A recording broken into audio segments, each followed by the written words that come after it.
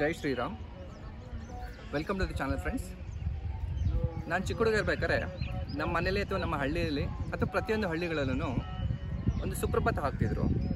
ಕೌಸಲ್ಯ ಸುಪ್ರಜಾ ರಾಮಪೂರ್ವ ಸಂಧ್ಯಾ ಪ್ರವರ್ತತೆ ಅಂಥೇಳಿ ಈ ಹಾಡಿನ ಮೂಲಕನೇ ನಮ್ಮ ದಿನನಿತ್ಯ ನಮ್ಮ ದಿನಚರಿ ಆರಂಭ ಆಗ್ತಿತ್ತು. ಹಾಗೆಯೇ ನಮ್ಮ ಪ್ರತಿಯೊಂದು ಹಳ್ಳಿಗಳಲ್ಲೂ ಕೂಡ ರಾಮ ದೇವಸ್ಥಾನ ಇದ್ದೇ ಇರುತ್ತೆ, ಈಗಲೂ ಕೂಡ ಇದೆ. ಸೊ ರಾಮ ಅನ್ನೋದು ನಮ್ಮ ಜೀವನದಲ್ಲೇ ಒಂದು ಭಾಗ ಆಗೋಗಿದೆ. ಪ್ರತಿಯೊಂದು ಊರಲ್ಲೂ ರಾಮ ದೇವಸ್ಥಾನ ಇದೆ. ಆದರೆ ರಾಮ ಹುಟ್ಟಿರೋ ಊರಲ್ಲೇ, ರಾಮ ಹುಟ್ಟಿರೋ ಜಾಗದಲ್ಲೇ ಸರಿಯಾಗಿರುವಂಥ ಒಂದು ದೇವಸ್ಥಾನ ರಾಮನಿಗೆ ಇಷ್ಟು ವರ್ಷದಿಂದ ಇರಲಿಲ್ಲ. ಸುಮಾರು 500-600 ವರ್ಷಗಳ ಸತತ ಹೋರಾಟ ಫಲವಾಗಿ ಎಷ್ಟೋ ಜನ ರಾಮನ ಭಕ್ತರು, ಕಾರ್ಯಕರ್ತರು ತಮ್ಮ ಪ್ರಾಣ ಬಲಿದಾನ ಕೊಟ್ಟ ಮೇಲೆ ನಮ್ಮ ಹಿರಿಯರಿಗೆ ಸಿಗದೇ ಇರೋಂಥ ಒಂದು ಅದೃಷ್ಟ ನಮಗೆ ಸಿಕ್ಕಿದೆ. ಈಗ ರಾಮನಿಗೋಸ್ಕರ ಒಂದು ಭವ್ಯವಾದ ದೇವಾಲಯ ಅಯೋಧ್ಯೆಯಲ್ಲಿ ಕಟ್ಟಲಾಗಿದೆ. ಅದರ ರಾಮನ ವಿಗ್ರಹದ ಪ್ರಾಣ ಪ್ರತಿಷ್ಠಾಪನೆ ಇನ್ನು 2-3 ದಿವಸದಲ್ಲೇ ನೆರವೇರಲಿದೆ. ಸೊ ಅದಕ್ಕೆ ಸಾಕ್ಷಿಯಾಗೋದಕ್ಕೆ ಸುಮಾರು ಲಕ್ಷಾಂತರ ಭಕ್ತರು ಅಯೋಧ್ಯೆಗೆ ಹೋಗ್ತಿದ್ದಾರೆ. ಕೆಲವರು ಅವರವರ ಮನೆಗಳಿಂದಲೇ ನೋಡ್ತಾ ಇದ್ದಾರೆ ಬೇರೆ ಬೇರೆ TV ಚಾನಲ್ ಮೂಲಕ. ಹಾಗೆಯೇ ನಾನು ಕೂಡ ಅಯೋಧ್ಯೆಗೆ ಹೋಗಬೇಕು ಅಂತ ಕುತೂಹಲದಿಂದ ಇದ್ದೀನಿ. ಸೊ ನಾನು ಈಗ ಇನ್ನು 2 ದಿವಸದಲ್ಲಿ ಅಯೋಧ್ಯೆಗೆ ಹೋಗ್ತಾ ಇದ್ದೀನಿ. ಅದಕ್ಕೆ ಮುಂಚೆ ಈ ರಾಮಾಯಣ ಬಗ್ಗೆ ಹೇಳಬೇಕಂದ್ರೆ, ರಾಮಾಯಣ ಅನ್ನೋದು ಬರೀ ಭಾರತಕ್ಕೆ ಸೀಮಿತ ಆಗಿಲ್ಲ. ಪಕ್ಕದಲ್ಲಿರೋ ನೇಪಾಳ ಆಗಿರ್ಬೋದು, ಶ್ರೀಲಂಕಾ ಆಗಿರ್ಬೋದು, ಅಥವಾ ನಮ್ಮ ಕರ್ನಾಟಕದಲ್ಲೇ ಸುಮಾರು ಜಾಗಗಳಲ್ಲಿ ರಾಮ ಓಡಾಡುವಂಥ ಕುರುಹುಗಳಿದೆ. ಸುಮಾರು ಘಟನೆಗಳು ಇಲ್ಲಿ ನಡೆದಿದೆ. ರಾಮಾಯಣದಲ್ಲಿ ರಾಮ ಎಷ್ಟು ಇಂಪಾರ್ಟೆಂಟು, ಆಂಜನೇಯ ಕೂಡ ಅಷ್ಟೇ ಇಂಪಾರ್ಟೆಂಟು. ಅಯೋಧ್ಯೆಯಲ್ಲಿ ರಾಮ ಜನ್ಮಭೂಮಿಯಲ್ಲಿ ರಾಮ ಹುಟ್ಟಿದ್ದಾನೆ.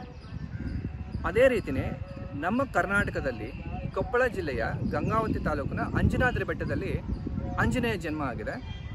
ಅದು ನಮ್ಮೆಲ್ಲರ ಅದೃಷ್ಟ ಕೂಡ. ಯಾಕಂದರೆ ನಾವು ಅಂಥ ಜಾಗದಲ್ಲಿ ನಾವು ಕೂಡ ಇದ್ದೀವಿ. ಅಂದರೆ ನಾವು ಕರ್ನಾಟಕದಲ್ಲಿ ನಾವಿದ್ದೀವಿ.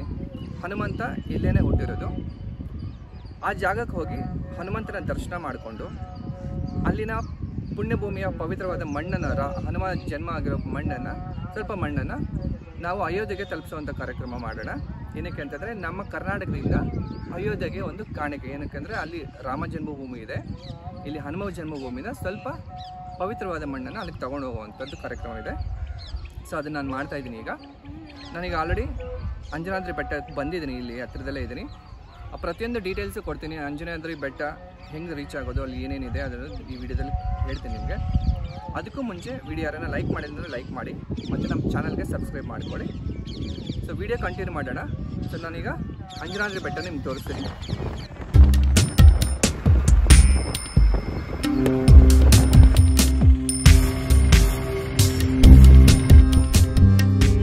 ಈ ಅಂಜನಾದ್ರಿ ಬೆಟ್ಟ ಆಂಜನೇಯ ಹುಟ್ಟಿರೋ ಜಾಗ. ಇದರ ಉಲ್ಲೇಖ ರಾಮಾಯಣದ ಕಿಷ್ಕಿಂಧ ಕಾಂಡದಲ್ಲಿದೆ. ಅಲ್ಲಿ 5 ಪರ್ವತಗಳ ಉಲ್ಲೇಖ ಇದೆ. ಅದರಲ್ಲಿ ಶ್ರೇಷ್ಠವಾಗಿರುವಂಥದ್ದು ಅಂಜನಿ ಪರ್ವತ ಅಥವಾ ಅಂಜನಾದ್ರಿ ಬೆಟ್ಟ. ಇದು ಇವಾಗಿರೋಂಥ ಜಾಗ ಹೇಳಬೇಕಂತಂದರೆ ಕೊಪ್ಪಳ ಜಿಲ್ಲೆಯ ಗಂಗಾವತಿ ತಾಲೂಕಿನ ಆನೆಗೊಂದಿ ಅನ್ನೋವಂಥ ಜಾಗದಲ್ಲಿ ಬರುತ್ತೆ. ಈಗ ನಾವು ಹಂಪಿ ಏನು ನೋಡ್ತಿದ್ದೀವಲ್ಲ, ಹಂಪಿ ವಿಜಯನಗರ ಸಾಮ್ರಾಜ್ಯ ಎಲ್ಲ ಇದೆಯಲ್ಲ, ಇದೆಲ್ಲ ಕೂಡ ಕಿಷ್ಕಿಂಧ ಅಂಡರಲ್ಲೇ ಬರುತ್ತೆ. ಕಿಷ್ಕಿಂಧ ಏನಿರುತ್ತೆ, ವಿಜಯನಗರ ಸಾಮ್ರಾಜ್ಯ ಆಗಿರ್ಬೋದು, ಅಂಜನಾದ್ರಿ ಬೆಟ್ಟ ಆಗಿರ್ಬೋದು, ಇದೆಲ್ಲ ಕೂಡ ಕಿಷ್ಕಿಂಧ ಅಂಡರಲ್ಲೇ ಬರುತ್ತೆ. ಜಾಗ ಅಂತೂ ತುಂಬಾ ಚೆನ್ನಾಗಿದೆ. ಎಲ್ಲ ಕೂಡ ಬಂಡೆಗಳು ಮತ್ತು ಅದ್ರ ಜೊತೆಗೆ ಗ್ರೀನ್ರಿ ಕೂಡ ಇದೆ. ಇನ್ನೊಂದು ವಿಶೇಷತೆ ಏನಂತಂದರೆ, ಈ ಬೆಟ್ಟ ಇರೋವಂಥ ಅಂಜನಾದ್ರಿ ಬೆಟ್ಟ ಇರೋದು ತುಂಗಭದ್ರಾ ನದಿ ಪಕ್ಕದಲ್ಲೇ. ತುಂಗಭದ್ರಾ ಇಲ್ಲಿ ಹರಿತಾ ಇರುತ್ತೆ ನೋಡಿ. ಈಗ ನಾನು ನಿಮಗೆ ಅಂಜನಾದ್ರಿ ಬೆಟ್ಟ ತೋರಿಸ್ತೀನಿ. ಇದೇ ಅಂಜನಾದ್ರಿ ಬೆಟ್ಟ. ಶ್ರೀ ಆಂಜನೇಯ ಸ್ವಾಮಿ ಹುಟ್ಟಿರುವಂಥ ಜಾಗ. ಮೇಲ್ಗಡೆ ಒಂದು ಬಂಡೆ ಕಾಣಿಸ್ತಿದೆಯಲ್ಲ, ಇದು ಆಂಜನೇಯ ಮುಖದ ಥರನೇ ಕಾಣಿಸುತ್ತೆ. ಈಗ ನಾವು ಟಾಪ್ವರೆಗೂ ಹೋಗಬೇಕು. ಸುಮಾರು 570 ಮೆಟ್ಲಿದೆ. ಯಾವ ರೀತಿ ಇದೆ ಅಂತ ತೋರಿಸ್ತೀನಿ, ಬನ್ನಿ ಸ್ಟಾರ್ಟ್ ಮಾಡೋಣ. ನೋಡಿ, ಈಗ ಆಲ್ರೆಡಿ ಜನ ಎಲ್ಲ ಹೋಗ್ತಿದ್ದಾರೆ ಅಲ್ಲಿ.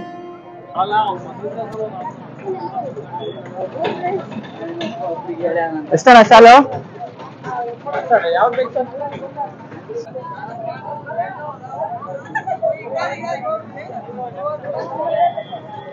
50 ರೂಪಾಯಿ 60 ರೂಪಾಯಿ ಇದೆ ಶಾಲು. ತಗೊಂಡಿದ್ದೀನಿ ನಾನು ಒಂದು. ಸೊ ಈಗ ಬೆಟ್ಟ ಹತ್ತಕ್ಕೆ ಶುರು ಮಾಡೋಣ. ತೋರಿಸ್ತೀನಿ ನಮ್ಮ ಬೆಟ್ಟ ಹೇಗಿದೆ ಅಂತ. ಇಲ್ಲಿ ತುಂಬಾ ಜನ ಸ್ಕೂಲ್ ಮಕ್ಕಳೆಲ್ಲ ಬಂದ್ಬಿಟ್ಟಿದ್ದಾರೆ. ಪಕ್ಕದಲ್ಲಿ ಯಾವುದೋ ಸ್ಕೂಲ್ ಇದ್ದಂಗಿದೆ, ಎಲ್ಲ ಸ್ಕೂಲ್ ಮಕ್ಕಳು. ಇಲ್ಲಿ ಫಾರಿನರ್ಸ್ ಕೂಡ ತುಂಬಾ ಜನ ಬರ್ತಾರೆ, ಆಂಜನೇಯ ಭಕ್ತಾದಿಗಳು. ಮತ್ತೆ ಇಲ್ಲಿ ಹಂಪಿಗೆ ಬಂದವರು ಕೂಡ ತುಂಬಾ ಜನ ವಿಸಿಟ್ ಮಾಡ್ತಾರೆ. ಇಲ್ಲಿಂದ ಮೆಟ್ಲು ಸ್ಟಾರ್ಟ್ ಆಗುತ್ತೆ. ಬೆಟ್ಟ ಸುತ್ತಲೂ ದಾರಿ ಮಾಡಿದ್ದಾರೆ, ಒಂದು ಪ್ರದಕ್ಷಿಣೆ ಹಾಕೊಂಡ್ಬರ್ಬೋದು. ಈ ಸುತ್ತಲೂ ಒಂದು ನೀರು ಕೂಡ ಹರಿತಾ ಇದೆ ನೋಡಿ.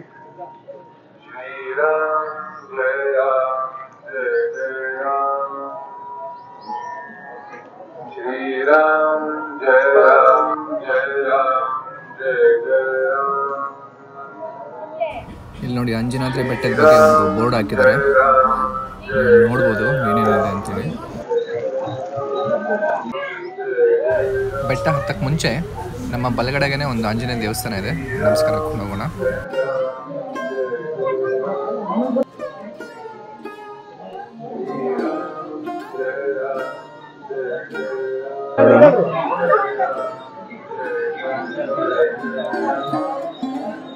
ನೋಡಿ ಇಲ್ಲಿಂದನೇ ಮೆಟ್ಲು ಸ್ಟಾರ್ಟ್ ಆಗೋದು.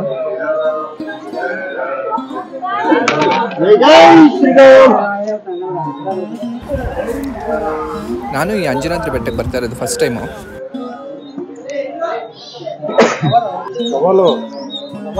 ಹನುಮಂತನ ತಾಯಿ ಅಂಜನಾದೇವಿ ಈ ಬೆಟ್ಟದಲ್ಲೇ ಇದ್ರಂತೆ, ಅದಕ್ಕೆ ಈ ಬೆಟ್ಟಕ್ಕೆ ಅಂಜನಾದ್ರಿ ಅಂತ ಕರೀತಾರೆ.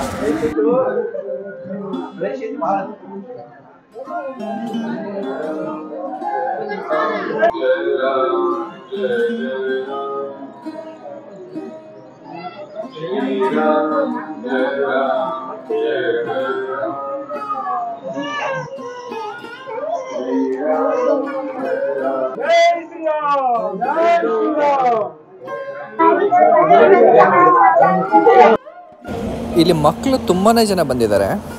ಎಲ್ಲಾನು ಸುಮಾರು ಒಂದು 5 ರಿಂದ 10 ವರ್ಷದ ಒಳಗಡೆನವರು ಎಲ್ಲ ಜೈ ಶ್ರೀರಾಮ್ ಅಂತ ಕೂತ್ಕೊಂಡು ಜೋಶಲ್ಲಿ ಬೆಟ್ಟ ಹತ್ತಾ ಇದ್ದಾರೆ. ಯಾರನ್ನು ಸುಸ್ತು ಆ ಥರ ಏನೂ ಫೀಲ್ ಮಾಡ್ತಾ ಇಲ್ಲ.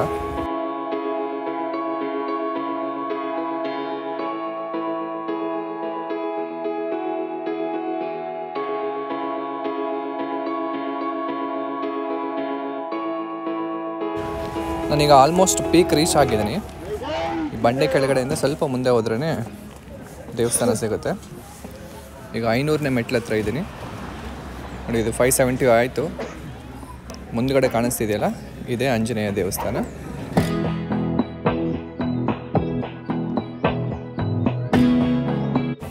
ಮೇಲೆ ಧ್ವಜ ಕಾಣಿಸ್ತಿದೆಯಲ್ಲ, ಇದೇನೇ ಗರ್ಭಗುಡಿ. ಒಳಗಡೆ ಮೊಬೈಲ್ಸ್ ಅಲೋ ಮಾಡೋದಿಲ್ಲ, ಅಂದರೆ ದೇವ್ರನ್ನ ಶೂಟ್ ಮಾಡೋಕ್ಕಾಗೋದಿಲ್ಲ. ಸೊ ಪ್ರಾಂಗಣ ಎಲ್ಲ ತೋರಿಸ್ತೀನಿ ನಾನು ನಿಮಗೆ.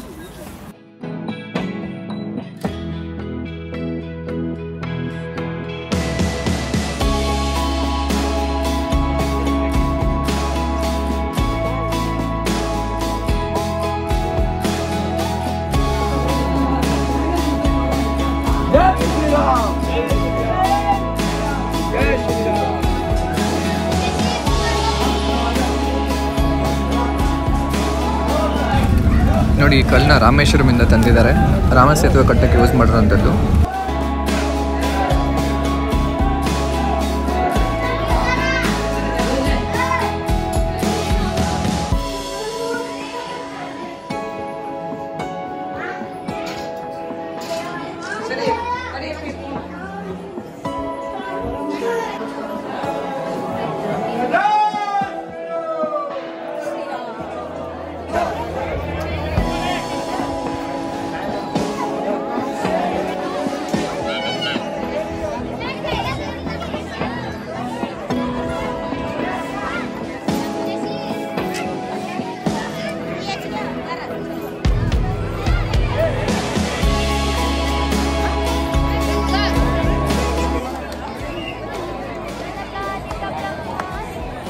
ಕೊನೆಗೂ ಈ ಪುಣ್ಯ ಸ್ಥಳಕ್ಕೆ ಬಂದಾಯಿತು. ಕೊನೆಗೂ ಆಂಜನೇಯ ಜನ್ಮಸ್ಥಳಕ್ಕೆ ಬಂದಾಯಿತು. ದೇವರ ದರ್ಶನ ಮಾಡಿದ್ವಿ. ಇಲ್ಲಿರೋ ಮೂರ್ತಿ 5ನೇ ಶತಮಾನ.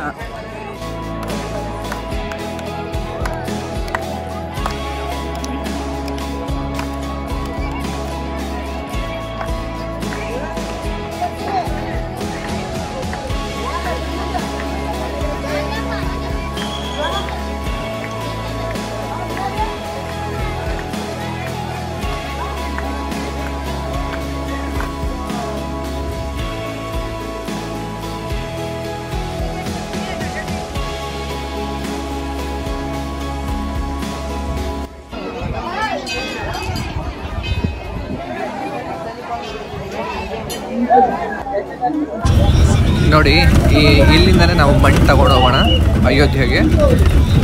ಸುಮಾರು ಕಡೆಯಿಂದ ಅಯೋಧ್ಯೆಗೆ ಬೇರೆ ಬೇರೆ ನದಿಗಳ ನೀರು, ಬೇರೆ ಬೇರೆ ಊರುಗಳಿಂದ ಮಣ್ಣೆಲ್ಲ ಬರ್ತಾ ಇದೆ. ನಾವು ಇಲ್ಲಿ ಆಂಜನೇಯ ಹುಟ್ಟಿದ ಜಾಗದಿಂದ ಮಣ್ಣನ್ನು ತಗೊಂಡು ಹೋಗೋಣ.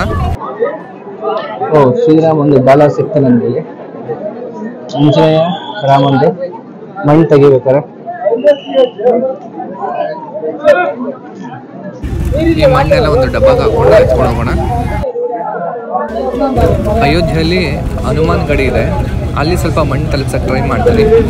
ಇನ್ನು ಸ್ವಲ್ಪನ ಸರಿಯೂ ನದಿಯಲ್ಲಿ ಬಿಡೋಣ. ಈ ಜಾಗ ಎಷ್ಟು ಸುಂದರವಾಗಿ ಕಾಣಿಸ್ತಿದೆ. ಎಲ್ಲ ಕಡೆ ಹಸಿರಿದೆ, ಬಂಡೆಗಳಿದೆ. ನೋಡಿ, ದಾರಿ ಒಂದು ಕಾಣಿಸ್ತಿದಿಲ್ಲ ಇಲ್ಲಿ. ಇದು ಬೆಟ್ಟ ಸುತ್ತಲೂ ಪ್ರದಕ್ಷಿಣೆ ಹಾಕೋದಕ್ಕೆ ದಾರಿ ಮಾಡಿರೋದು. ಮುಂದೆ ಕಾಣಿಸ್ತಿರೋದೇ ತುಂಗಭದ್ರಾ ನದಿ. ತುಂಗಭದ್ರಾ ಡ್ಯಾಮಿಂದ ಬರ್ತಾ ಇದೆ ನೀರು. ಇದು ಮಂತ್ರಾಲಯಕ್ಕೆ ಹೋಗುತ್ತೆ. ಮಂತ್ರಾಲಯದಿಂದ ತೆಲಂಗಾಣ ಮತ್ತು ಆಂಧ್ರ ಪ್ರದೇಶಕ್ಕೆ ಹೋಗುತ್ತೆ. ಅಲ್ಲಿಂದ ಕೃಷ್ಣಾ ನದಿಗೆ ಜಾಯಿನ್ ಆಗುತ್ತೆ ಈ ನದಿ. ಇಲ್ಲಿ ಸುತ್ತಮುತ್ತ ಬೆಟ್ಟಗಳೇನು ಕಾಣಿಸ್ತಿದೆ ಇದೆಲ್ಲನೂ ಕಿಷ್ಕಿಂದನೇ. ಇಲ್ಲೆಲ್ಲ ರಾಮ ಮತ್ತು ಆಂಜನೇಯ ಇವೆಲ್ಲ ಓಡಾಡಿರೋ ಜಾಗ. ವಾಲಿ ಸುಗ್ರೀವ ಯುದ್ಧ ಮಾಡಿರೋದು, ರಾಮ ಆಂಜನೇಯನ ಮೀಟ್ ಮಾಡಿರೋದು. ಸೊ ಈ ಥರದ್ದೆಲ್ಲನೇ ಸುತ್ತಮುತ್ತಲೇ ಇದೆ.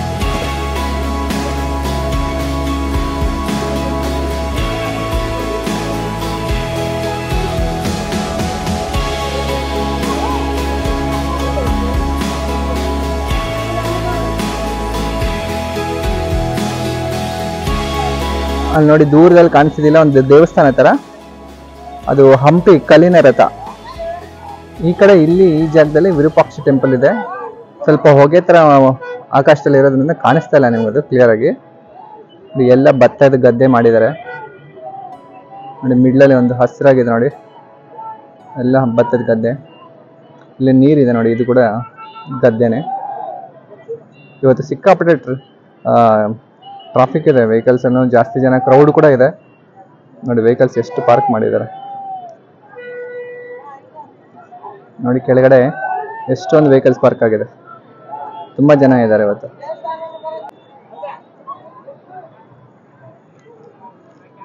ನಾನು ಅಬ್ಸರ್ವ್ ಮಾಡಿದ್ದು ಇವತ್ತು ಏನಂದ್ರೆ, ದೊಡ್ಡವ್ರಿಗಿಂತ ಮಕ್ಕಳೇ ಜಾಸ್ತಿ ಬಂದಿದ್ದಾರೆ, ಅದರಲ್ಲೂ ಹೆಣ್ಮಕ್ಳು. ಜೋಶ್ ಅಂತೂ ಕಮ್ಮಿನೇ ಆಗಿಲ್ಲ, ಯಾರು ಸುಸ್ತು ಆಗಿಲ್ಲ. ಜೈ ಶ್ರೀರಾಮ್ ಅಂತ ಕೂಗ್ತಾನೆ ಇದ್ದಾರೆ. ಫಾರಿನರ್ಸ್ ಬಂದಿದ್ರು, ಹಾಗೆ ನಮ್ಮ ಕೆಲವೊಂದು ಮುಸ್ಲಿಮ್ಸ್ ಬಂದಿದ್ರು, ಬೇರೆ ಸ್ಟೇಟ್ ಅವರು ಬಂದಿದ್ದಾರೆ. ಆಂಜನೇಯ ಅಂದರೆ ಎಲ್ಲರಿಗೂ ಭಕ್ತಿ ಜಾಸ್ತಿನೇ ಸ್ವಲ್ಪ. ಭೇದ ಭಾವ ಧರ್ಮ ಏನು ಇಲ್ಲದೆ ಬಂದಿದ್ದಾರೆ ಎಲ್ಲ ಕೂಡ. ಆಮೇಲೆ ಇನ್ನೊಂದು ಏನಂದ್ರೆ, ಬೆಟ್ಟ ಹತ್ತುವಾಗ ಒಂದಿಷ್ಟು ಕೂಡ ಸುಸ್ತಾಗಿಲ್ಲ ನನಗೆ. ಮೊನ್ನೆ ಯಾವುದೋ ಒಂದು ಚಿಕ್ಕ ಬೆಟ್ಟಕ್ಕೆ ಹೋಗಿದೆ, ಸ್ವಲ್ಪ ದೂರಕ್ಕೇ ನಮಗೆ ಸುಸ್ತಾಗ್ಬಿಡ್ತು ಸ್ವಲ್ಪ. ಬಟ್ ಇಲ್ಲಿ ಜನ ಜಾಸ್ತಿ ಇದ್ರು, ಒಂಚೂರು ಕೂಡ ಸುಸ್ತು ಅಂತಲೇ ಅನಿಸಿಲ್ಲ. ಮೋಸ್ಟ್ಲಿ ಆಂಜನೇಯ ಪವರ್ ಅನಿಸುತ್ತೆ ಇದು ಬೆಟ್ಟದಲ್ಲಿ. ಮಕ್ಕಳು ಕೂಡ ಅಷ್ಟೇ ಜೋಶಲ್ಲೇ ಹತ್ತಾ ಇದ್ರು, ಯಾರೂ ಸುಸ್ತು ಅಂತ ಕುತ್ಕೊಂಡಿದ್ದಾಗಲಿ ಆ ಥರದ್ದು ಯಾವುದು ಮಾಡಲಿಲ್ಲ. ಸ್ವಲ್ಪ ಅರ್ಧ ದಾರಿವರೆಗೂ ಆರಾಮಾಗಿ ಬಂದ್ವಿ. ಆಮೇಲೆ ರಶ್ ಜಾಸ್ತಿ ಆಯಿತು, ಯಾಕಂದರೆ ಮೆಟ್ಲು ಸ್ವಲ್ಪ ಚಿಕ್ಕದಾಗಿರೋದ್ರಿಂದ ಆ ಕಡೆ ಹತ್ತೋರು ಇಳಿಯೋರು ಒಟ್ಟಿಗೆ ಬರೋಕ್ಕಾಗೋದಿಲ್ಲ. ಫ್ರೆಂಡ್ಸ್, ಈಗ ಆಂಜನೇಯ ಹುಟ್ಟಿರೋ ಪುಣ್ಯಭೂಮಿಯಲ್ಲಿ ಓಡಾಡ್ತಾ ಇದ್ದೀವಿ. ಸೊ ಇಲ್ಲಿ ಮಣ್ಣನ್ನು ಒಂದು ಡಬ್ಬದಲ್ಲಿ ತಗೊಂಡಿದ್ದೀನಿ, ಒಂದು ಬಾಕ್ಸಲ್ಲಿ ಹಾಕ್ಕೊಂಡಿದ್ದೀನಿ. ಇದನ್ನ ಇವಾಗ ಅಯೋಧ್ಯೆಗೆ ತಗೊಂಡು ಹೋಗ್ಬೇಕು. ಇನ್ನೊಂದು 2 ದಿವಸ ಬಿಟ್ಟು ಅಯೋಧ್ಯೆಗೆ ಹೊರಡ್ತಾ ಇದ್ದೀನಿ. ಈ ವಿಡಿಯೋ ಕಂಟಿನ್ಯೂ ಆಗುತ್ತೆ, ಅಯೋಧ್ಯೆ ಕೂಡ ತೋರಿಸ್ತೀನಿ ನಿಮಗೆ. ಮಲ್ಟಿಪಲ್ ವೀಡಿಯೋಸ್ ಬರುತ್ತೆ ಅಯೋಧ್ಯೆದು. ಸೊ ವಿಡಿಯೋ ನೋಡ್ತಾ ಇರಿ.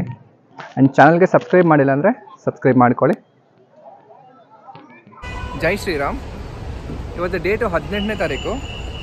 ಇನ್ನು 3 ಡೇಸ್ ಆದಮೇಲೆ ಅಂದರೆ 22ನೇ ತಾರೀಕು ಅಯೋಧ್ಯೆಯಲ್ಲಿ ರಾಮ ಜನ್ಮಭೂಮಿಯಲ್ಲಿ ರಾಮನ ವಿಗ್ರಹ ಪ್ರಾಣ ಪ್ರತಿಷ್ಠಾಪನೆ ಆಗ್ತಾ ಇದೆ. ಸೊ ನಾನೀಗ ಅಲ್ಲಿಗೆ ಹೊರಟಿದ್ದೀನಿ. ಮುಂಚೆ ಏನಕ್ಕೆ ಹೋಗ್ತೀನಿ ಅಂದರೆ, ಅಲ್ಲಿ ಬೇರೆ ಬೇರೆ ಜಾಗಗಳೆಲ್ಲ ಅದನ್ನೆಲ್ಲ ಕವರ್ ಮಾಡಬೇಕು. ಈಗಾಗಲೇ 2 ದಿವಸದ ಹಿಂದೆ ನಾನು ಅಂಜನಾದ್ರಿ ಬೆಟ್ಟಕ್ಕೆ ಹೋಗಿ ಶ್ರೀ ಆಂಜನೇಯ ದರ್ಶನ ಮಾಡಿಕೊಂಡು ಅಲ್ಲಿಂದ ಸ್ವಲ್ಪ ಮಣ್ಣನ್ನು ತಗೊಂಡು ಅಯೋಧ್ಯೆಗೆ ಹೋಗ್ತಿದ್ದೀನಿ. ಅಲ್ಲಿ ಬೇರೆ ಬೇರೆ ಏನೇನು ಪ್ಲೇಸಸ್ ಇದೆ ಅಷ್ಟನ್ನು ನಾನು ಕವರ್ ಮಾಡ್ತೀನಿ. ಸೊ ವಿಡಿಯೋ ಕಂಟಿನ್ಯೂ ಮಾಡೋಣ. ಈಗ ಟೈಮು ಬೆಳಗಿನ ಜಾವ 4:00 ಆಗಿದೆ. ಸೊ ನಾನೀಗ ಬೆಂಗಳೂರು ಇಂಟರ್ನ್ಯಾಷನಲ್ ಏರ್ಪೋರ್ಟಲ್ಲಿ ಇದ್ದೀನಿ. ನಮ್ಮ ಫ್ಲೈಟ್ ಇರೋದು 6 ಗಂಟೆಗೆ, ಅಂದರೆ ಬೆಂಗಳೂರಿಂದ ಲಕ್ನೋಗೆ ಫ್ಲೈಟ್ ಇದೆ. ಅಲ್ಲಿಂದ ಬಸ್ಸಲ್ಲಿ ಹೋಗಬೇಕಾಗುತ್ತೆ. ಈಗ ರೀಸೆಂಟಾಗಿ ಈಗ ಡೈರೆಕ್ಟು ಅಯೋಧ್ಯೆಗೂ ಕೂಡ ಫ್ಲೈಟ್ ಬಿಟ್ಟಿದ್ದಾರೆ. ಬಟ್ ನಾನು ಬುಕ್ ಮಾಡಿರೋದು ಲಕ್ನೋಗೆ ಮಾಡಿದ್ದೀನಿ. ಸೊ ಅಲ್ಲಿ ಹೋದ್ಮೇಲೆ ಡೀಟೇಲ್ಸ್ ಎಲ್ಲ ಕೊಡ್ತೀನಿ. ನೆಕ್ಸ್ಟ್ ವೀಡಿಯೋಸಲ್ಲಿ ಬ್ಯಾಕ್ ಟು ಬ್ಯಾಕ್ ಅಲ್ಲಿ ಅಪ್ಡೇಟ್ ಮಾಡ್ತಾ ಇರ್ತೀನಿ. ಸೊ ವಿಡಿಯೋ ನೋಡ್ತಾ ಇರಿ. ಬೆಳಗ್ಗೆನೇ ಜಾಸ್ತಿ ಜನ ಇರೋದು ಅನ್ಸುತ್ತೆ ಮೋಸ್ಟ್ಲಿ.